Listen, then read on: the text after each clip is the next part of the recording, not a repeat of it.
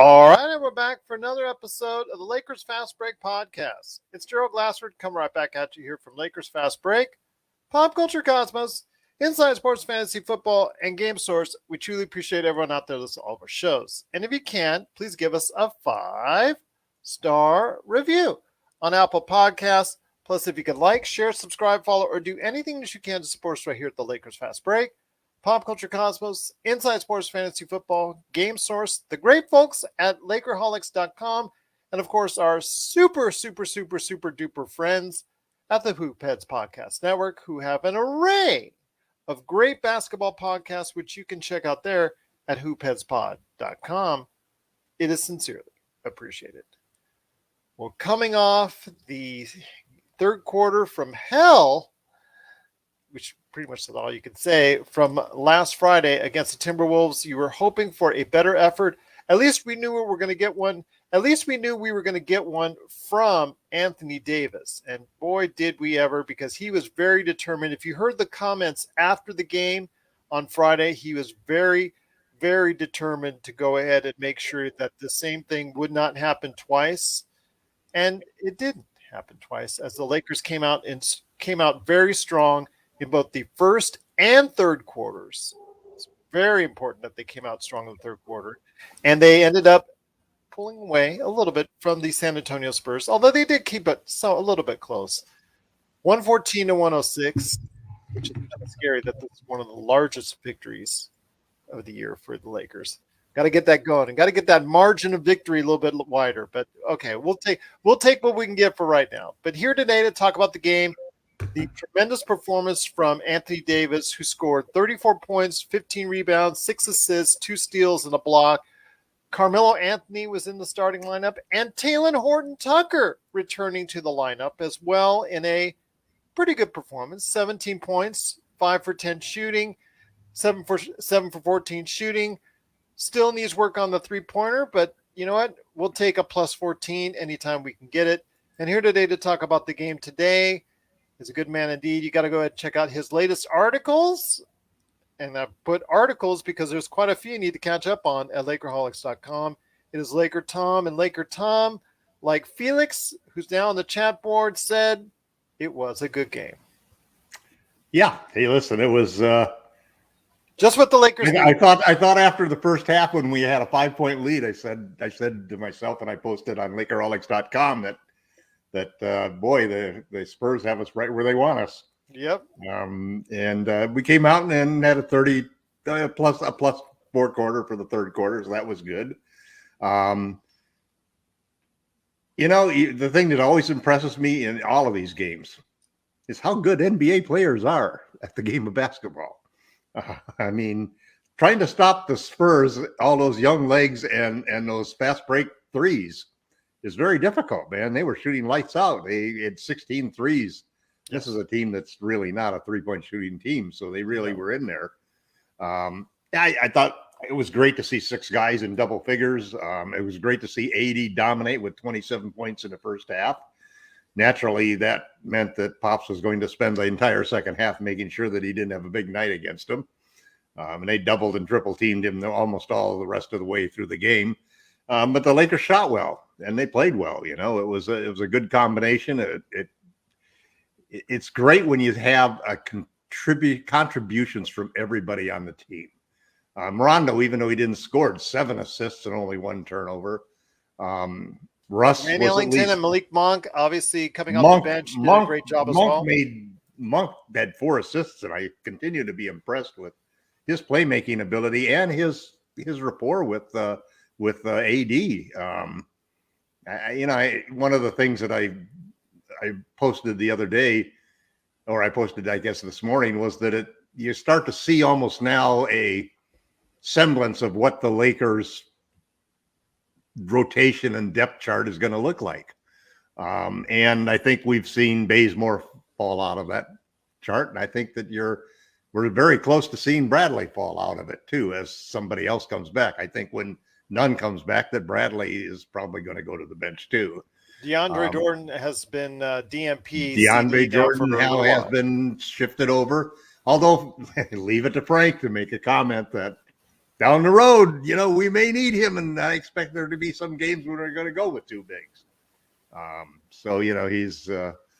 But I think the numbers have been pretty clear, and when you look at the individual stats, or when you look at the stats of the lineups, DeAndre Jordan is not part of any of the lineups that are having effective minutes, and so I think that's a good move, and I think that Bazemore and Bradley, while they're excellent choices when we really have a depleted roster, they're not the starters that we need to have in that game. I think THT and Nunn being the highest paid players, the players that are likely to have value, the only two real trading chips we have going into the trade deadline, are going to get their chances to start. And I think THT is going to be in that starting lineup consistently, because he's going to have to prove that. And it's difficult for him to be in the starting lineup with Russ, because all of a sudden, the one thing that's good about it is the commitment to THT means that there is absolutely no way they're going to play DeAndre Jordan in that lineup. So it means AD has to go to the 5, and you're really trading Jordan for THT. This is sort of how Frank justifies in his mind the idea of putting a guy who really can't shoot threes into a lineup that is desperate for 3-point shooters. Yeah, it's an improvement over DeAndre Jordan.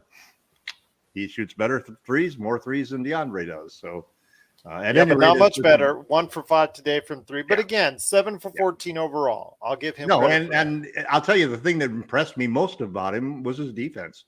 He played elite defense tonight. He was the best defender on the court. His 1-on-1 defense was excellent. I was watching his rotations. He rotates really good against the big men, and the combination of that 7'1" wingspan and the 240 pounds allows him, although he's probably 230 pounds now, but it really allows him to get his body into the bigs, and he does a good job on the rotations. So I thought his defense was dramatically improved from what you and I used to criticize him last year of that one little quick fake would send him like 3 feet sideways, and he wouldn't be able to recover. He did a good job of doing that today, and I think he's going to be a stalwart in the lineup, at least for the short term. Westbrook, though, 7 turnovers. He did have 14 points, 11 rebounds, but 7 assists and 7 turnovers. That's not a good assist to turnover ratio. That's still and there was talk that AD had talked to him, and that LeBron had talked to him about the turnovers. So what does he go ahead and do? 7 turnovers. Yeah. Well, obviously the talks didn't work. The comments from AD were hilarious. He said, "Well, hey, man, at least he didn't have a quadruple, double, or hobble, whatever you want to call it." Yeah. There's a point where peer pressure is going to do one of two things. Russell Westbrook is going to reduce his turnovers, or he's going to see his minutes reduced. That's pretty clear. Frank's pretty tolerant of turnovers, especially early in the season. And frankly, that's been a problem at times with LeBron James, that, you get too creative, and actually in the cases of LeBron and Russ, I don't think it's so much that they get too creative. I just think that they get sloppy. It's like that pass that Russ threw to Rondo, that was intercepted. And there must have been at least 10 tweets that hit my timeline, basically people just throwing their hands up in the air at how Russ could make a pass that a high school kid would get benched for making, just a flat angle pass that was when the guy was covered, and it was impossible. It's just one of those mistakes that you just say are dumb plays. And that's been the problem with a lot of the mistakes that Russ has been making. They are really dumb plays. And it's, you wonder why I hear all these complaints. DJ complained on Lakerholics.com about, geez, these guys are just killing us from outside with these transition threes. Well, those transition threes happen because of transition turnovers. You turn the ball over like that, and one team is going one way with 5 guys, and the other team is trying to catch up with them with 3 guys. And nowadays, they're not going for layups; they're going for wide open threes, and that's what the Spurs did, and they did it extremely well against us. So we take the victory. There's a sort of a saying that Anthony Daniels, Davis. Pardon? Anthony Davis. Or are you talking about Anthony Daniels, the old player? The old player on Sirius XM always says that teams always bring back their stars at home. Well, we have one more home game left before a 5-game road trip. And we have a star who needs to come back. And of course, they wouldn't want him to play a double-double, back-to-back, games. So hopefully we'll see LeBron, tomorrow night against the Bulls. And he'll start, and then we'll be ready to go on the road. And Melo will move back into the 6-man position. And yeah, that was an interesting call today to make Melo into the starting lineup along with THT added in there as well. They needed size. They couldn't do what they did the other night. I mean, you can't have Kent Bazemore at 6'4" playing power forward. V. Garcia is back in the chat room. He's boo San Antonio, even though he lives in San Antonio. So great to have you back. Russ's minutes controlling the ball has to be limited. The longer he controls, the more prone he is to turning it over. Again, the guy who's used to such ball handling and used to just such ball usage, unfortunately, with him, the fact he's not a great decision maker, that's what you're going to get, unfortunately. And that the star that needs to come back is Jared the GOAT Dudley. No, I'm sorry. Jared Dudley needs to have a successful after NBA career wherever he is, as long as maybe even on the Lakers coaching staff. I'll give you the Lakers coaching staff, but never on the court again, hopefully, for the Los Angeles Lakers. I know you're kidding, but what can I say, B? Once again, the Lakers did win 114-106. Do want to go ahead and make it a shorter edition today, but before we head on out, my friend, I want to go ahead and touch on real quick. Obviously the bench played well with Malik Monk coming off the bench strong and Wayne Ellington coming off the bench strong. I'm hoping we can get more consistency from them, but then again, these are individual players which you're going to probably have to see a lot of ups and downs from going forward. And I'm hoping it'll be a little bit more of a flat, consistent line with their success going forward. But with Chicago tomorrow, I'm worried about Anthony Davis because he did play 40 minutes today. So, and I know he played a lot of minutes on Friday's game, even in the debacle third quarter that was. V. Garcia, we will be touching on Alex Caruso. I know the comments were made out there on JJ Redick's podcast, and I will be touching on that extensively with LakerTom on tomorrow night's broadcast. Bulls night. Bulls. Yeah, because it's the Bulls. So we thought we'd go ahead and relate it there. And I held it out for a reason because there's been a lot of opinions on what Alex Caruso said, and I definitely want to go ahead and share some. V. Garcia says THT looks like he never left. He was a huge help today, especially in the fourth when we needed to stop the bleeding with the Spurs on the run. Yes, he did play strong there. I just wish he can go ahead and shore up his three-point, at least become competent. I'm not asking him to become good. I'm just asking him to develop that three-pointer to the point where he will go ahead and teams have to respect him and not play off him, because I still see when he's out there like he did today where teams are playing off him. But before we head on out, LakerTom, I know you're working on some things this week for Lakerholics. I know we're going to be touching on Alex Caruso tomorrow when the Bulls come into town and play the Lakers tomorrow night. But your thoughts on what's coming up with Lakerholics.com, and of course, any final thoughts on today's game as well. Well, I think what's interesting is that in some ways, teams always take different routes toward developing the chemistry and bonding as a team. We often hear about road trips being, one of those sources where players have an opportunity to bond and so forth. And I think what's really helping the Lakers to a certain extent is this slow dribble of players coming back, because it's given guys some opportunities to show what they can do. That opportunities they might not have had we had the full roster there. And it's also, without a doubt, exacerbated how difficult it is to integrate 11 new players, and as well as making some changes in the offense and defense that are required because of the nature of the roster that you've been given as a coach. So I think all of these things have made the first 15 games of the season trying for the Lakers. The first 14 games of the season trying for us. So it's been a challenge. And I think that challenges have one of two results. Either you respond and meet the challenge or you don't. And I think the Lakers have done a good job of meeting the challenge, making the adjustments. And I think that Frank Vogel has done a pretty good job making the adjustments, considering that he's got different biases toward the game than I do personally, as far as how you should play the modern game. He's more of a traditionalist coach who really likes two bigs. He likes two bigs and he likes shot blocking centers. So I think there's a lot of good signs that are coming out of the lineup. I think that we know now that Monk is really for real as a player. We know that Reeves could be a contributor, and the only reason he may not be a contributor is he just might have better guys ahead of him with some of these veteran players. I think that Ellington is starting to show that he could be the guy that starts down the road in that 2 spot, and THT could be the guy to start in the 3 spot. There are obviously, I happen to like the idea of Monk starting. I think that I love his playmaking. And I love the idea that he's a guy who can off of the dribble get his own shot.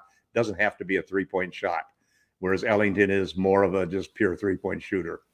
But we're starting to see some of the sort of ceilings that we thought we had in some of these minimum salary players that we signed that we thought were going to be very instrumental in our winning a championship.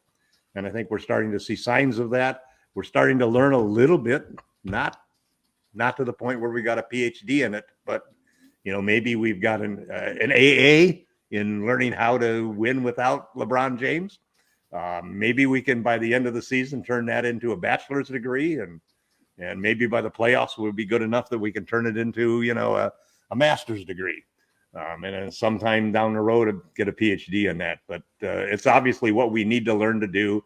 And tonight, if we did anything, we won a game again without LeBron James, and I think we evened our record with him.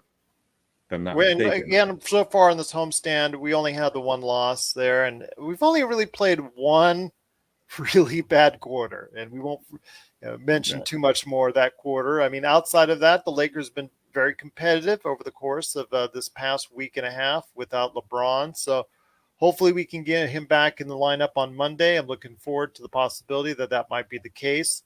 V. Garcia says Bazemore has become notorious for missing wide open layups. Was it the MP tonight because of THT or due to injury? I just think it's because he's been having a really lousy week and a half. He's been very unproductive. You talked about V right here in the chat room about how he's been missing wide open layups, but that's the reason why he's no longer in Golden State, even though he shot 40% from 3 last year and played pretty good defense, is because of the fact that he makes those bonehead plays and just is not like LakerTom talks about lack of focus. He just seems to have it every once in a while, especially on some of the most mundane and easy things to do. And to have him out there making those mistakes, compounded with Russell Westbrook making those mistakes, it's just very hard to make up for those kind of things. I know it doesn't mean he's not. It doesn't mean no too. And I think this is important to say that he's not going to be a valuable spot contributor during the year because he can get hot from 3. And there are certain players that he does a very good job defending. I'm sure when we play the Warriors that he does a good job guarding Curry. You'll see some time on the court playing opposite Steph. Yeah. So, and I think that it's one of the things that we didn't have any idea when we brought these 11 guys in is that we were looking all at the history of these 11 guys playing with different sets of people in different atmospheres than you have to play with the Lakers. And right now we're starting to see some of those guys show that they can play with the Lakers, that they can handle the bright lights, that they can handle the pressure of delivering, in Los Angeles and they can handle the criticism if they don't do well, I think that we're seeing that in Monk. I think we're seeing it in Ellington. We saw it in Reeves for sure. And I think you may disagree with this one, Gerald, but I think we're seeing it in Rondo. Rondo did a terrific job tonight, even though he was 0 for 2 from deep and didn't score any points. He was controlling the game. He controlled the game, and basically, I think the path that we've seen now is pretty clear, even though Frank constantly wants to put Rondo and Russ on the floor at the same time. We got to stagger those two guys. If you stagger those two guys, basically you really get some pretty good point guard coverage during the night. And, we saw when we miss Rondo, we don't have him in, how valuable he can be. And I think it's good to keep him involved, because I think he can be a real plus during the regular season if we manage his minutes and we manage where we put him, we manage our expectations. And that's what sets the stage for him to become playoff Rondo once we get into the postseason. Well, we'll see what happens indeed, but it is a victory for the Lakers, 114-106. We'll take it any way we can get it. We'll be back tomorrow evening to talk about the Bulls. Alex Caruso, we will definitely have a lot of conversations on that front. And to me, it really comes down to a lot of decision-making on that end. But again, we'll talk more in detail on Alex Caruso tomorrow. In fact, like I said, we were waiting for all the stuff to come out in regards to what he said. So now that he's been saying everything that he needed to say on that subject and all the news is out there, and since Chicago Bulls are in town, it's a great time to talk Alex Caruso on tomorrow night's show, plus recap the game. One last thought from V. Garcia. I think when Vogel plays Rondo and Russ at the same time, it's because he also has Melo on the court. For some reason, Russ never sees him, but Rondo always finds Melo. I don't know what's going on with that. I'm sure it's something internally if they will have to work out. But with Russ, I think there's just a lot of decision-making issues I think you have to overcome for all the talent that he has. And I'm not sure you're going to be willing to deal with that over the course of the weeks and the months to come as much as you are right now. So we'll see what happens there. But I do appreciate, again, V. Garcia and Albert Taquero for the big thumbs up. Thanks so much for Felix and V in the chat room. But we will be back tomorrow night. All right, just everyone to let you know, after the game against Chicago, looking forward to having the Bulls in town. The Bulls are resurgent with all the additions that they made in the offseason, and they're playing, well, up until this past week, they were playing really, really well. I mean, DeMar DeRozan's coming back, former USC Trojan, fight on. Lonzo Ball has the 10th most three-pointers in the league. I know. Look what happened to him. Lakers let him go, and see what happens. They all leave the Lakers, and they all get better because of it. What happened there? Hey, even your UCLA Bruins pulled it out in overtime after I thought you thought I spoiled it for you. That was a great game. Turned out to be a good weekend after all. It's so funny how the game was colored by your comments to me, because at least I felt like you were being honest at the end when you were saying, "Hey, it's a competitive game again." Yes. So when they fell behind, I wasn't really too worried when they fell down by 9. Well, there you go. But I left it open for you to watch an overtime. In the future, please realize that if there's another game going on, I'll ask you. Yes, hey, have you watched the UCLA game going on? All right, next time I will. Good call. V. Garcia says, "LakerTom, you my guy." Also says, "Gerald, you the man." Hey, we just appreciate you taking the time to check us out right here at the Lakers Fast Break. And to all the hundreds and hundreds of people who have checked out that are brand new listeners over the course of the past 3 weeks that have checked us out, because I'm seeing the numbers and seeing so many new listeners to us. We want to thank you for taking the time to listen to our show, and to everyone out there that has continued to listen. We obviously thank you very much as well. But we will be back tomorrow night talking the Bulls, maybe LeBron, definitely talking Alex Caruso, and so much more as we wrap up the Lakers Bulls. But for today, it's 114-106. The weekend didn't turn out so bad after all for the Lakers as they win 114-106 over the San Antonio Spurs. One last thing from V. Garcia. All the hundreds and hundreds of new people, get used to hearing more of his name. Yes, okay, it is V. Garcia. Do appreciate V coming back on like with the us free in the guy. chat room. V is the free guy. Yes, he is. Yes, he is. And cannot thank you enough for watching and listening. We'll see you tomorrow night after the Chicago game right here at the Lakers Fast Break Podcast. All the best, Felix. All the best, Albert. And all the best, V. Have a great day, my friends.